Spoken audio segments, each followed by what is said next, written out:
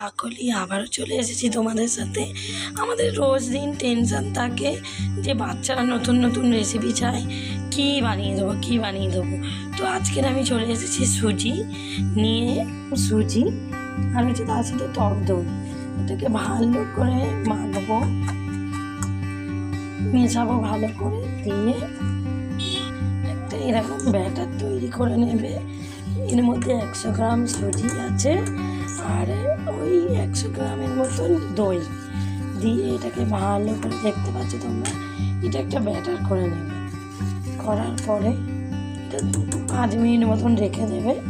10 minute রাখলে আরও ভালো, বাচ্চাদের টিফিনের জন্য, স্বাস্থ্যের জন্য খুব ভালো। তো কিছু সবজি ছিল যেরকম পেঁয়াজ, টমেটো, গাজর। আমার মেয়ে কিন্তু খেতে চায় না, তবুও কিন্তু আমি অল্প পরিমাণ সবজি দিয়ে করেছি। আমার যেই সব বাচ্চারা সবজি খেতে চায় না তাদের জন্যই এটা, এই রেসিপিটা। বা তোমরা এটা ব্রেকফাস্টেও করতে পারো, খুব ভালো এটা খাবার।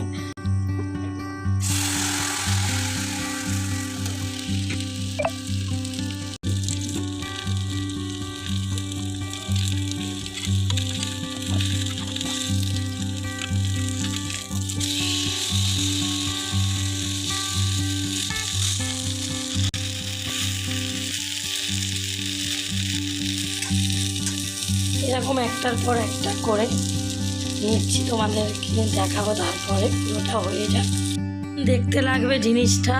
তো এটা একটা উত্তাপাম, যেরকম জানি না সবাই খেয়েছো নিশ্চয়ই, উত্তাপাম যেরকম ঠিক সেরকম হবে, কিন্তু বাচ্চাদের পক্ষে খুব ভালো, যারা ডায়েট করছে তাদের পক্ষেও খুব ভালো। এটা বাটার দিয়ে করে, তো আমি তো পুরোপুরি দেখাতে পারিনি, ওটা একা হাতে করছিলাম বলে। আর আমার গলার ভয়েসটাও খুব খারাপ অবস্থা হয়ে আছে, যেন বেশি কথা বলতেও পারছি না। দেখতে পাচ্ছ ঠিক এই রকম ধরনের হবে জিনিসটা।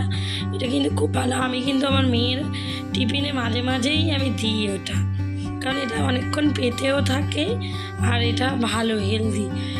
যেরকম সবজি থাকবে বাড়িতে সেরকম দিয়েই তোমরা বানিয়ে দেবে। মাম কেমন হয়েছে?